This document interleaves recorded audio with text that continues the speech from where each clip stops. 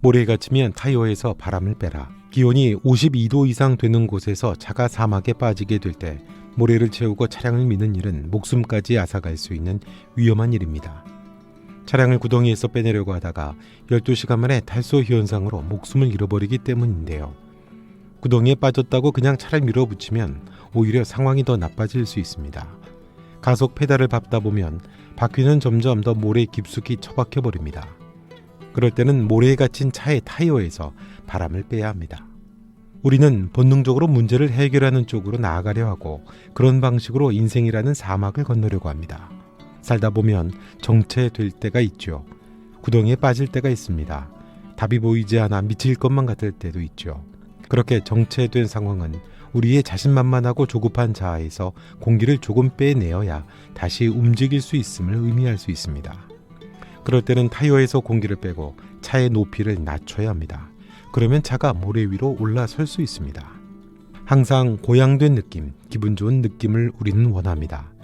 이런 문화와 비교 속에 살다 보면 자아에서 공기를 빼고 겸허해지는 것이 결코 쉽지 않죠. 마치 패배자가 된 것 같고 받아들여야 하기 때문입니다. 우리의 자아는 우리가 모든 해답을 가지고 있지 않다는 사실을 받아들이는데 결코 익숙하지가 않습니다. 하지만 우리 스스로 겸허해지지 않으면 절대 답을 찾을 수 없습니다. 우리는 현재 상황에 대해 냉혹하리만큼 정직해야 합니다. 잘못한 일이 있으면 인정하고 사과할 일이 있으면 사과해야 합니다.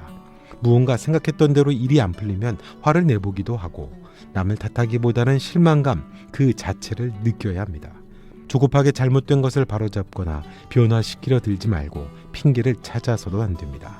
자신이 모든 해결책을 가지고 있는 게 아니라는 사실을 인정해야 합니다. 성공으로 가는 길은 성공으로 덮여 있지 않습니다. 때로는 전혀 포장되어 있지 않은 도로로 달려야 합니다. 그 길에서 자아가 한 번쯤은 패배를 겪도록 놓아둘 필요도 있습니다. 그건 내가 틀렸다고 인정하는 것일 수도 있고 상실을 받아들이는 것일 수도 있죠. 사과를 하거나 용서를 하고 도움을 요청하고 또는 약점을 인정하는 일일 수도 있습니다. 그것이 우리 인생의 바람을 빼는 일입니다. 바람을 빼는 건 인생의 일부죠. 누구도 어리숙해 보이는 걸 좋아하지는 않습니다.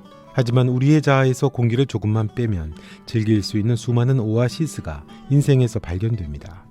왜냐하면 인생에 오아시스가 있을 때도 좋은 모양새를 유지하는 데 몰두하다가 또는 잘해야 한다, 성공해야 한다는 생각에 집착하다가 우리는 그렇게 사막에 갇혀버리고 맙니다. 자기가 망가지는 모습을 두려워하다가는 새로운 인생의 오아시스를 즐기는 경험을 영영 하지 못하게 될 수도 있습니다. 인생이라는 사막에서 타이어에 공기를 빼는 건 부끄러운 일이 아니죠. 공기를 빼면 막힌 상황에서 벗어나 다시 인생이라는 사막을 건너는 새로운 여정에 오를 수 있습니다. 캠프파이어에서 한 걸음 멀어지기. 밤이 되면 사막은 점점 광대해지고 자신은 정말 왜소한 존재처럼 느껴집니다. 그럴 때 사막에서 피우는 장작불은 마음에 안정을 줍니다. 반경 2m 정도 되는 빛과 따스함이 거대하고 어두운 사막으로부터 자신을 지켜주는 안식처와 다를 바가 없죠. 그런데 그 밤에 뜻하지 않게 찾아오는 유목민은 여행자들에게 큰 고민과 갈등을 불러옵니다.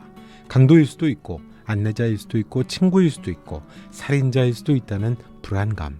그들이 이르는 대로 따라갈 것인가 아니면 캠프파이어의 따뜻하고 안전한 불에만 계속 머물 것인가.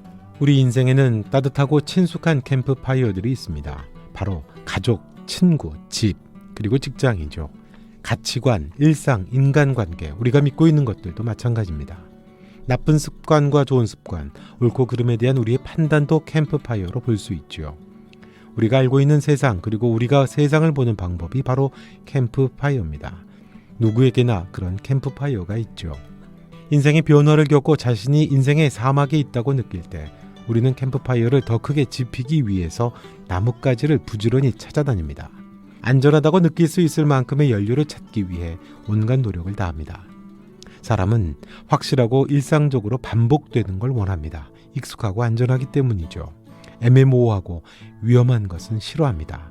캠프파이어를 벗어나면 우리가 예상하지 못했거나 어쩔 수 없는 일들이 일어나게 됩니다. 그렇기 때문에 우리는 고통스러운 현실 속에 그대로 안주하고자 합니다.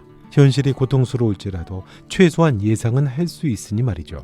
그래서 지겹고 스트레스를 받는 직장 생활을 계속하고 불행한 관계도 그냥 참고 지내며 친숙하고 오래된 믿음이나 태도를 계속 유지하게 됩니다. 하지만 우리의 캠프파이어가 비추어주는 건 진짜 세상의 극히 일부분에 불과합니다. 때로 우리는 안락함과 안전, 익숙함을 뒤로 해야 합니다. 우리에게 필요한 것을 사막의 깜깜한 어둠 속에선 찾을 수 없기 때문입니다. 따스하고 안전하게 느끼는 캠프파이어를 억지로 떠나서 유목민을 따라가게 될 때 사막에서는 생각하지도 못했던 즐거운 만찬과 새로운 사람들의 환대와 기쁨을 경험하게 됩니다. 캠프파이어에서 멀어져야겠다 생각할 때, 변화의 필요성을 느낄 때 우리는 유목민을 만나게 됩니다. 그건 아주 우연히 찾아오는 경우가 대부분이죠. 우연히 만나게 된 사람, 동료가 권해준 책 한 권, 유튜브 강의, 그 어느 누구든 그들은 우리의 캠프파이어에서 먼 곳으로 데려갈 유목민일 수 있습니다. 물론 내가 나 자신의 유목민이 될 수도 있습니다. 캠프파이어에서 한 발짝 떨어질 시간이 됐다면 내가 나 자신을 안내할 준비도 됐다는 거거든요. 우리가 캠프파이어에서 멀어지지 못하는 이유는 그에 앞서 준비가 돼 있어야 한다고 믿기 때문입니다. 그래서 항상 준비하라는 잘못된 신조입니다. 그게 신조가 되면 더 이상 효과가 없는 것도 단지 친숙하다는 이유로 우리는 계속 고집하며 머물게 됩니다.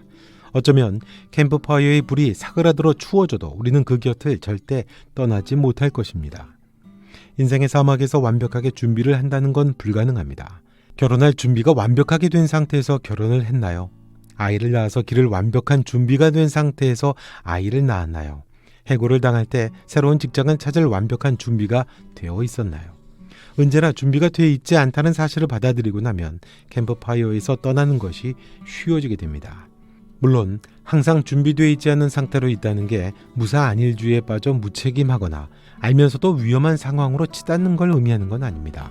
그것은 익숙한 캠프파이어에서 벗어나서 인생이라고 하는 사막의 불확실성을 좀 더 쉽게, 덜 두려운 마음으로, 그리고 대담하게 맞는 마음가짐을 말하는 겁니다. 이제 막 탐험을 시작하려고 하면서 사막의 지도를 만드는데 너무나 많은 시간과 힘을 허비하고 주저하지 말라는 이야기입니다. 사막을 건너는 6가지 방법, 이 책은 스티브 도나휴가 20대의 어느 날 그의 겨울을 뜨거운 태양 아래에 있는 서아프리카 해변에서 보내겠다는 계획을 세우면서 사막을 횡단한 이야기입니다. 비행기표를 살 돈이 없어 남의 차를 빌려 타고 무작정 따뜻한 남쪽으로 간다는 목표 외에는 아무런 계획도 상세한 일정도 없이 생사의 기로를 넘나들며 사하라 사막을 종단합니다. 그 수십 일간 길을 찾아 사막을 횡단한 경험을 인생이라는 여정과 빗대어 쓴 책입니다. 실제로 저자의 결혼과 이혼, 새로운 직장 등 개인적인 삶에 큰 변화를 준 경험이 담겨 있습니다.